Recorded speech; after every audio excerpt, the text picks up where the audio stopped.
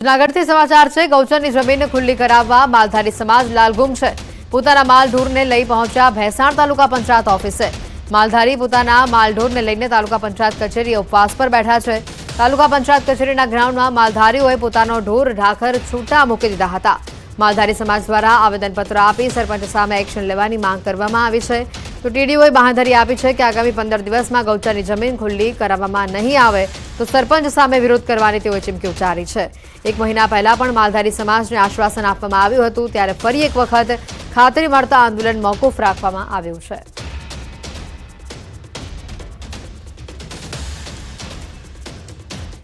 રાજ્યમાં સરકારે મગફળીના ટેકાના ભાવે ખરીદી ચાલુ કરી છે, ત્યારે ન્યૂઝ 18 ગુજરાતી દ્વારા જ્યારે ખરીદીને લઈને ટ્રેકિંગ કરવામાં આવી રહ્યું છે, ત્યાંથી સીએમ ભૂપેન્દ્ર પટેલે ખરીદીનો પ્રારંભ કરાવ્યો। એટલે કે હિંમતનગરના સેન્ટર પર ન્યૂઝ 18 ગુજરાતી રિયાલિટી ચેક કર્યું, જેમાં જાણવા મળ્યું કે અહીંયા દરરોજ 60 થી 70 ખેડૂતોને મેસેજ કરવામાં આવે છે।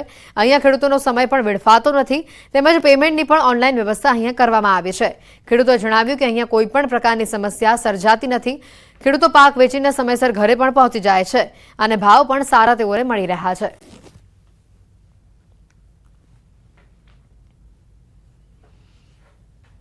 જે પણ ખેડૂતો આવે છે તેમને અગાઉથી અમે 50થી વધુ મેસેજ દ્વારા જાણ કરીએ છીએ અને તેમને ફોન દ્વારા પણ જાણ કરીએ છીએ, જેથી ખેડૂતો અહીંયા ઉપસ્થિત થાય છે અને તેમનો ખૂબ જ ગુણવત્તાવાળો અને સારો માલ અહીંયા લેવામાં આવે છે, તેની ચકાસણી કરવામાં આવે છે। આ રીતે ખૂબ સારી રીતે કામ થઈ રહ્યું છે। સીસીઆઈમાં મગફળી જલ્દીથી ખાલી થઈ જાય છે અને ઓનલાઈન પેમેન્ટ થાય છે। આ બધું સીસીઆઈમાં ફાયદા વધારે છે। અહીંનો સ્ટાફ પણ સારો છે અને કામ પણ સારું થાય છે। ભાવે માર્કેટમાં 1100-1200ના ભાવ પડે છે, અહીંયા સીસીઆઈમાં 1355ના ભાવ મળે છે।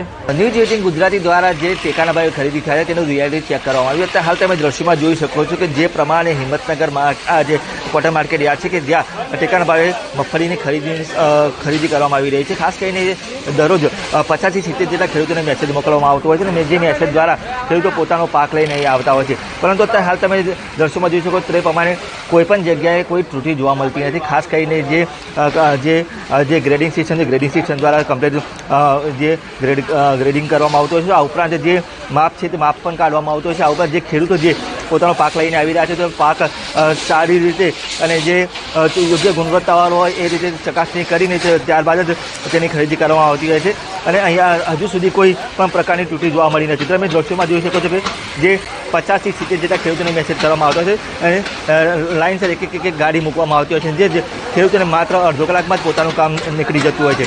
એટલે કે કહી શકાય કે જે ખેડૂતોનો જે સમય છે સમયનો બગાડ પણ થતો નથી। આમ અન્ય માર્કેટ જે ઓપન માર્કેટ યાર્ડમાં જઈએ તો તેમને ભાવ પણ પૂરતો મળતો નથી, પરંતુ અત્યારે સરકારના ટેકાના ભાવ જે બાંધેલા છે એમાં એમને વધુ મળી રહ્યા છે। ખાસ કરીને અહીંયા આ જગ્યાએથી જ મુખ્ય પ્રજાને જે ટેકાના ભાવથી ખરીદની શરૂઆત કરવામાં આવી હતી અને ત્યારથી જ આ માર્કેટ યાર્ડ અત્યારે હાલ તો ધમધમી રહ્યું છે। મોટા પ્રમાણમાં જે ખેડૂતો છે પોતાનો પાક લઈને વેચવા આવતા હોય છે, જે ભાવ પડતો હોય છે તેમના કારણે ખેડૂતોમાં અત્યારે હાલ તો ખુશી જોવા મળી રહી છે। ઈશાન વર્મા, ન્યૂઝ 18 ગુજરાતી, સાબરકાંઠા। ભાવનગરના ઘોઘા સર્કલ વિસ્તારમાં આવેલા ઈ-બાઇકના શોરૂમના બેઝમેન્ટમાં મોડી રાત્રે લાગેલી આગ વિકરાળ બની। ફાયર બ્રિગેડની ટીમ તાત્કાલિક ઘટના સ્થળે પહોંચી સતત 2 કલાક બાદ આગ પર કાબુ મેળવવામાં આવ્યો। આ ઘટનામાં ફાયર વિભાગે એક પરપ્રાંતીય યુવાનનું રેસ્ક્યુ કરી તેનો જીવ બચાવ્યો છે। બાઇકના શોરૂમમાં લાગેલી આગમાં ફાયર વિભાગે 50,000ની રોકડ રકમ તથા 45 જેટલા વાહનોને બચાવી લીધા છે। આગ વધુ ફેલાય તે પહેલા જ ફાયરે અન્ય 45 વાહનોને બહાર કાઢી બચાવી લીધા। જોકે સદનસીબે આગમાં કોઈ જાનહાનિના સમાચાર નથી। આગ લાગવાનું કારણ કે નુકસાની જાણવા હજી સુધી મળી નથી। હતા એને પાર્કિંગ કરેલું હતું અને ત્યાં ધંધો ચાલુ હતો, વેપાર ચાલુ હતો। શેના કારણે આગ લાગવામાં આવી છે? શોર્ટ સર્કિટના કારણે આગ લાગેલી એવું લાગે છે। અમદાવાદની મણિનગરની રૂપ સ્કૂલને નોટિસ ફટકારવામાં આવી છે। ગ્રાન્ટેડ શાળા હોવા છતાં સ્કૂલ સંચાલકોએ નિયમ કરતાં ઊંચી ફી વસૂલ્યાનો આરોપ લગાવાયો છે અને જે બાદ અમદાવાદ શહેર ડીઈઓએ સ્કૂલને નોટિસ ફટકારી છે। ગ્રાન્ટેડ શાળા હોવા છતાં 200 વિદ્યાર્થીઓ પાસેથી ફી વસૂલી હોવાનો આરોપ લાગ્યો છે। ફી વિકલ્પવાળી શાળા હોવાથી પ્રતિમાસ 720 ફી લેવાની હોય છે। સ્કૂલે અન્ય પ્રવૃત્તિ સાથેની 25,000 ફી વસૂલી હોવાની ફરિયાદ પણ મળી છે, જેને લઈને સ્કૂલ પાસે ખુલાસો માંગવામાં આવ્યો છે। શાળાએ પોતાનો ખુલાસો રજૂ કરતા કહ્યું કે તપાસ ટીમને સહકાર આપ્યો છે અને અમે કંઈ ખોટું કર્યું નથી।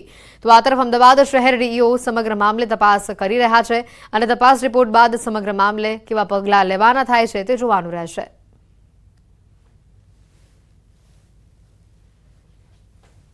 એમને કીધું કંઈક 25,000 લીએ છે, તો એની ઇન્ક્વાયરી માટે એ લોકો આવેલા ડીઓ સાહેબના ત્યાંથી, અને મારા અહીંયા પેરેન્ટ્સને અને સ્ટુડન્ટને પણ પૂછી લીધું છે એમને. તો એમને જે કંઈ અહીંયા તપાસ કરવાની હતી એ બાબતમાં અમે ફૂલ એમાં સપોર્ટને સાકાર આપ્યો છે, અને એવી વાત કોઈ છે નહીં. એટલે હું નિશ્ચિંત છું કે અમારે અહીંયા એવું અમે કશું એવું ખોટું કરતા નથી. કે વાલીઓના પણ અમે અત્યારે જે છે એ પ્રતિભાવ લઈ રહ્યા છીએ અને ખાનગી રીતે એની તપાસ ચાલુ છે. નોટિસ તો એ જ દિવસે આપી દીધી હતી. નોટિસ આપી, ખુલાસો માગ્યો, સંસ્થાએ ખુલાસો રજૂ કર્યો, એમાં એઓએ એમનો બચાવ કર્યો છે. એટલે વધુ તપાસની જરૂર લાગી કે ખરેખર હકીકત શું છે.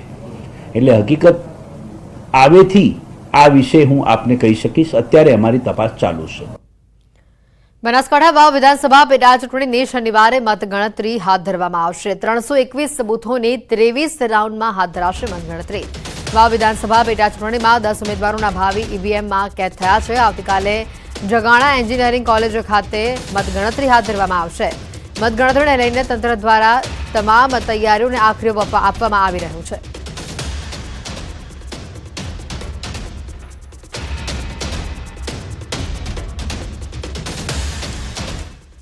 રાજકોટમાં નાગરિક સહકારી બેંકના ચૂંટાયેલા 21 ડિરેક્ટરોની બેઠક મળી. આ બેઠકમાં સર્વાનુમતે ચેરમેન તરીકે દિનેશ પાઠક તેમજ વાઇસ ચેરમેન તરીકે જીવણ પટેલના નામ પર પસંદગીનો કળશ ઢોળવામાં આવ્યો. ત્યારે આજરોજ ચેરમેન અને વાઇસ ચેરમેન તરીકે બંને ડિરેક્ટરો દ્વારા પોતાના ફોર્મ સબમિટ કરવામાં આવ્યા છે. જોકે આવતીકાલે સત્તાવાર રીતે ચેરમેન તરીકે દિનેશ પાઠકનું નામ જાહેર કરવામાં આવશે, જ્યારે કે ચેરમેન તરીકે ડેપ્યુટી ચેરમેન તરીકે જીવણ પટેલનું નામ જાહેર કરવામાં આવશે. મહત્વનું છે કે થોડા દિવસ પહેલા જ યોજાયેલી ચૂંટણીમાં સહકાર પેનલના તમામ ઉમેદવારો ચૂંટાયા હતા.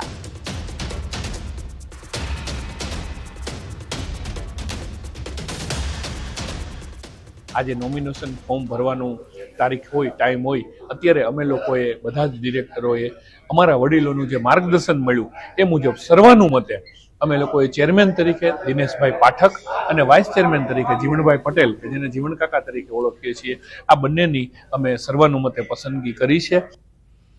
સુરતના સચિન વિસ્તારમાં બની સ્પર્ધાત્મક પરીક્ષાની તૈયારી કરતા યુવકે આપઘાત કરી લીધો છે.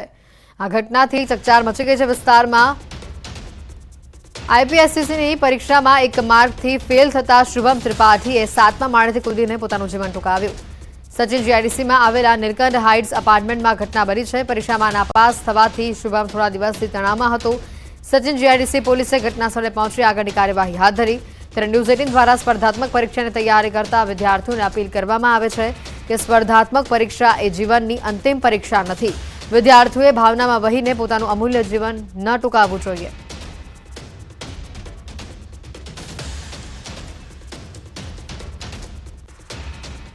મોરબીના પીપળી ગામમાં પ્રેમી પંખીડાએ આપઘાત કર્યો છે. અંકિત ઠાકોર અને મિત્તલ ઠાકોર નામના પ્રેમી પંખીડાઓએ કૂવામાં ઝપલાવી આપઘાત કર્યો છે. બંને મૃતકો પાટણના વતની હતા અને મોરબીની કેરામીટા સિરામિક નામની ફેક્ટરીમાં તેઓ સાથે કામ કરતા હતા. બંનેના મૃતદેહોને પરિજનોને સોંપી મોરબી તાલુકા પોલીસે આપઘાત અંગે વધુ તપાસ હાથ ધરી છે.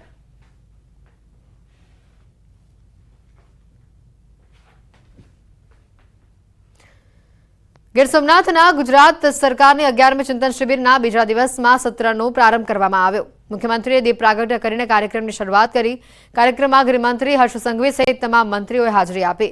આ દરમિયાન મુખ્યમંત્રીએ પ્રજાના કામોને લઈને અધિકારીઓને ટકોર કરી. મુખ્યમંત્રીએ કહ્યું કે તમારા કામકાજની પદ્ધતિમાં બદલાવ કરો. તમારી પાસે કામ લઈને આવતા લોકો સાથે યોગ્ય વર્તન કરવા અધિકારીઓને તેઓએ જણાવ્યું છે. પ્રજાજનોને લોકોને કોઈ તકલીફ ન પડે, દુવિધા ન પડે અને સાથે જ અધિકારીઓને પોતાના વિભાગના કાર્યોમાં પોતિકાપણાનો ભાવ દાખવી સંપૂર્ણ નિષ્ઠા સાથે પ્રજાહિત માટે કામ કરવા તેઓએ જણાવ્યું છે.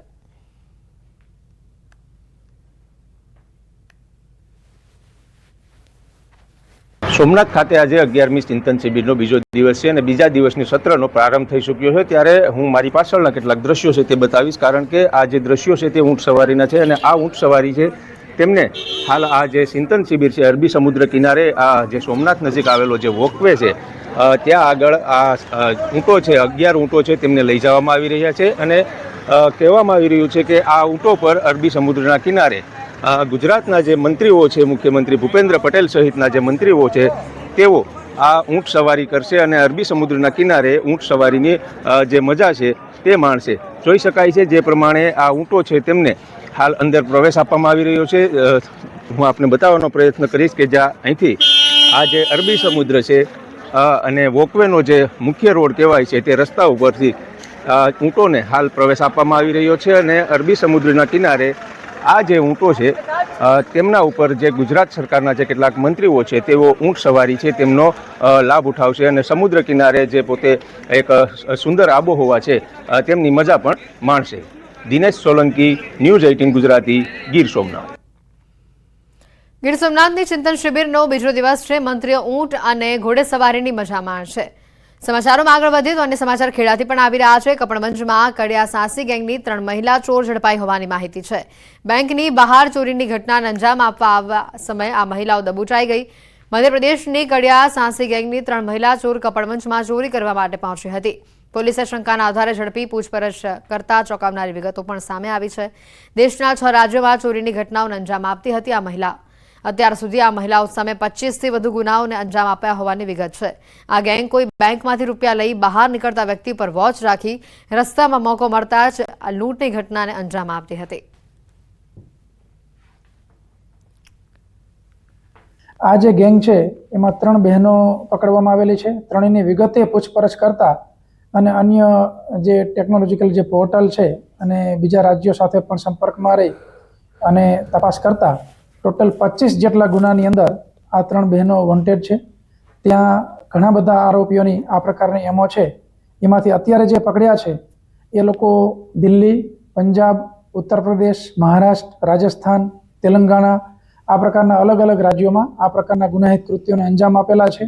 સમગ્ર ભારતભરમાં બેંકની રેકી તેમજ લગ્નોની અંદર નાના બાળકો દ્વારા ચોરી કરવામાં જે ગેંગનું નામ આવતું એટલે કડિયા સાંસી ગેંગની 3 મહિલાઓ કપડવંજની એક બેંકની અંદર રેકી કરી હતી અને એક જીઆઈડી જવાનની જાણ થતાં તે પોલીસને કહે છે અને પોલીસ દ્વારા આ 3 મહિલાઓની પૂછપરછ કરવામાં આવે છે. આ વિડીયોમાં દેખાતી 3 મહિલાઓ ચહેરા પરથી તો સામાન્ય લાગે છે, પરંતુ આ મહિલાઓ બેંકની રેકી કરી અને તેમાંથી ચોરીને અંજામ આપતી હોય છે. ખેડા પોલીસના કપડવંજ પોલીસ દ્વારા આ 3 મહિલાની અટકાયત કરી જ્યારે પૂછપરછ કરવામાં આવી ત્યારે આ મહિલાઓ બેંકની રેકી કરીને ચોરી કરવાનો અંજામ આપતી હતી. તેમની વધુ પૂછપરછ કરતા તેમની વિરુદ્ધ 25થી વધુ ગુના નોંધાયાનું સામે આવ્યું છે અને આ મહિલાઓને ધરપકડ અત્યારે ખેડા કપડવંજ પોલીસે કરી છે. ત્યારબાદ તેઓની વધુ પૂછપરછ કરતા તેઓએ મહારાષ્ટ્રમાં છેલ્લે ગુનાનો અંજામ આપ્યો હોવાનું જાણવા મળ્યું હતું. અત્યારે ખેડા પોલીસ દ્વારા મહિલાઓની અટકાયત કરી મહારાષ્ટ્ર પોલીસને સોંપવા માટે કામગીરી હાથ ધરવામાં આવી રહી છે. ઉમંગ પટેલ, ન્યૂઝ 18 ગુજરાતી, ખેડા. સુરતની નવી સિવિલની કિડની બિલ્ડિંગમાં ચોરીની ઘટના સામે આવી. અલગ અલગ વિભાગમાંથી છેલ્લા 15 દિવસ દરમિયાન પાણીના કુલ 50 જેટલા નળની ચોરી થઈ. નવા નળો ન નખાય ત્યાં સુધી પાણીનો વેડફાટ અહીંયા ચાલતો રહેશે. સિવિલ દ્વારા હાલ તો નવા નળો નાખવાની જે શરૂઆત છે તે કરી દેવામાં આવી છે. સિવિલના વિવિધ સેન્ટરોમાં, ઓપીડીમાં, વોર્ડમાં સહિત અનેક વિભાગોમાં ચોરીની આ ઘટના સામે આવે છે. નળની ચોરી કરનારા શખ્સો હજી સુધી પકડાયા નથી.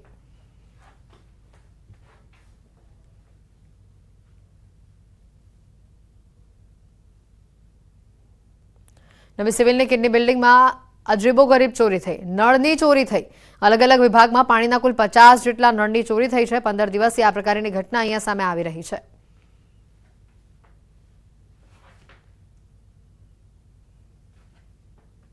સમાચારોમાં હાલ રોકાઈશું એક બ્રેક માટે.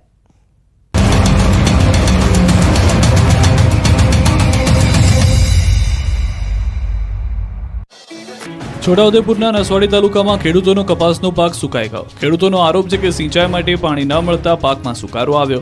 રામપુરી અને હરિપુરા વિસ્તારમાં કેનાલનું પાણી ન મળતા ખેડૂતોને રાતા પાણી રોવાનો વારો આવ્યો છે. રામપુરી અને હરિપુરા વિસ્તારમાં 150 હેક્ટરથી વધુ જમીનમાં ખેતીવાડી થાય છે. ખેડૂતોનો આરોપ છે કે બાજુમાં જે ઢાળિયા કેનાલ છે તેમ છતાં પાણી ન મળતા ખેતરો તરસ્યા છે. ખેડૂતોનો આક્ષેપ છે કે છેલ્લા 8 વર્ષથી આ સમસ્યા છે. નર્મદા નિગમે વ્યવસ્થા તો કરી છે પણ કોન્ટ્રાક્ટરોની મનમાની છે.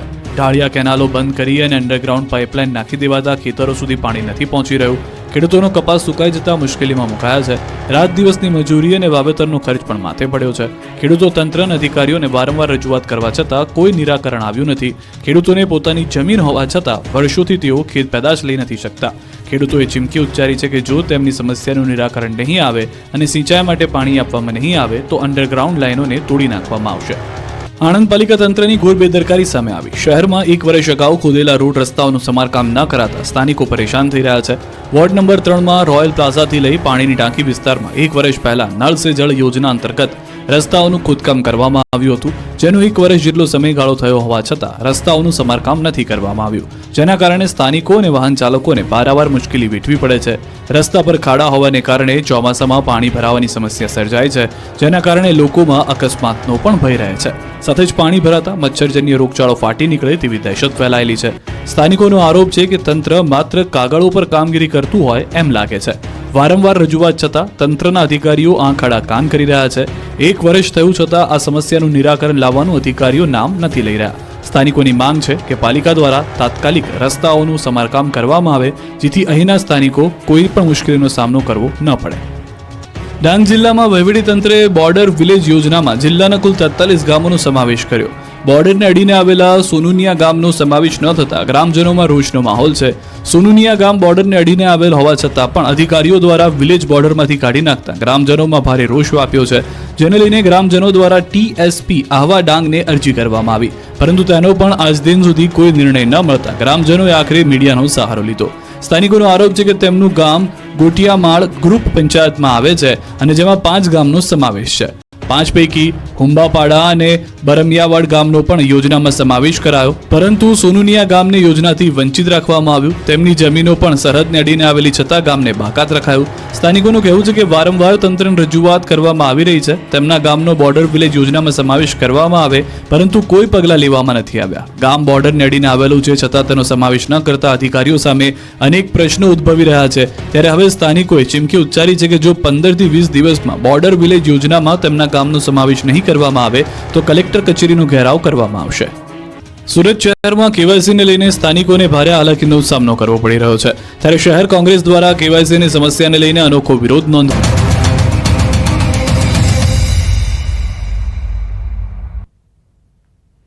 બ્રેક બાદ આપનું સ્વાગત છે. અમદાવાદની ખ્યાતિ હોસ્પિટલ દ્વારા અનેક ગામોમાં કેમ્પ કરીને છેતરપિંડી કરવામાં આવી. અમદાવાદના પીનાણા ગામમાં પણ ખ્યાતિ હોસ્પિટલ દ્વારા એક કેમ્પ કરવામાં આવ્યો હતો. કેમ્પ યોજી 10 લોકોને તેઓ લઈ ગયા હતા હોસ્પિટલ લઈ ગઈ તમામ લોકોને એન્જિયોપ્લાસ્ટી કરવામાં આવી હોવાની વિગત છે. એન્જિયોપ્લાસ્ટી બાદ ગામમાં 2 લોકોના મોત થયા હોવાની પણ હવે વિગતો સામે આવી રહી છે. આ અંગે વધુ માહિતી મેળવીશું. સંવાદદાતા સંજય અમારી સાથે સીધા અહીંયા જોડાઈ ચૂક્યા છે. સંજય, હવે આ સમગ્ર બાબતમાં એક નવો ખુલાસો પીનાણા ગામમાં પણ જે લોકોને એન્જિયોપ્લાસ્ટી માટે લઈ જવામાં આવ્યા હતા, જેમાંથી 2 લોકોના મોત થયા છે, શું કહી રહ્યા છે આ ગામના લોકો અને વધુ માહિતી શું છે?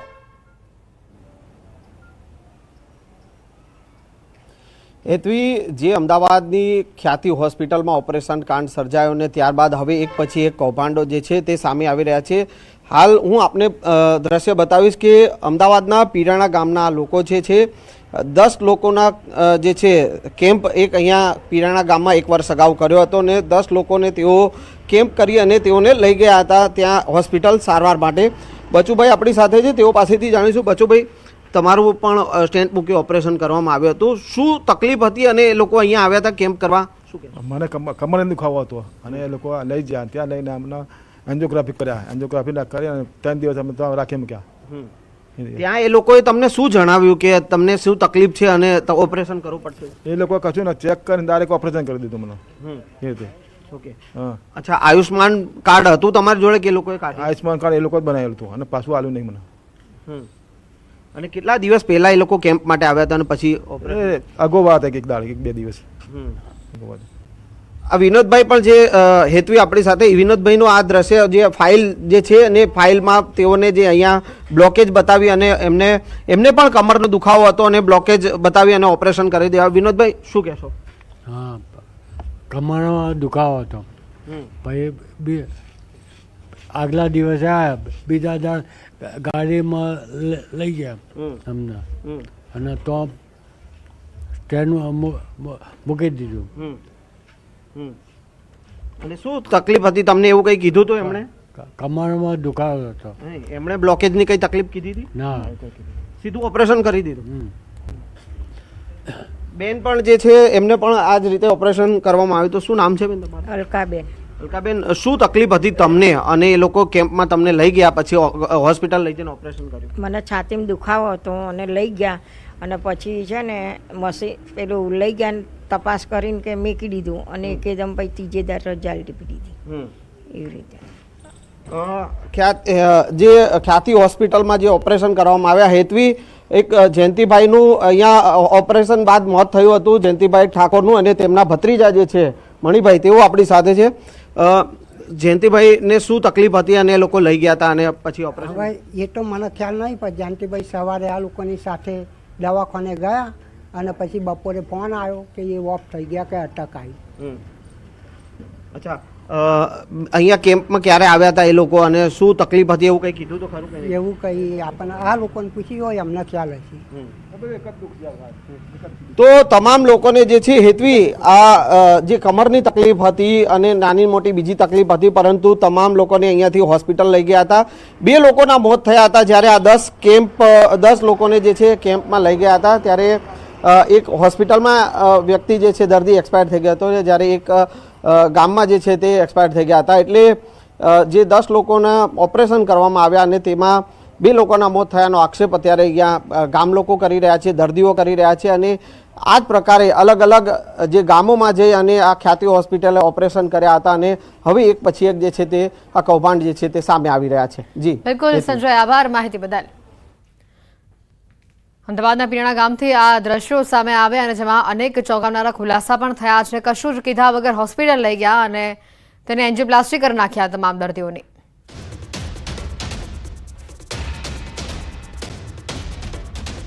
બુલેટિન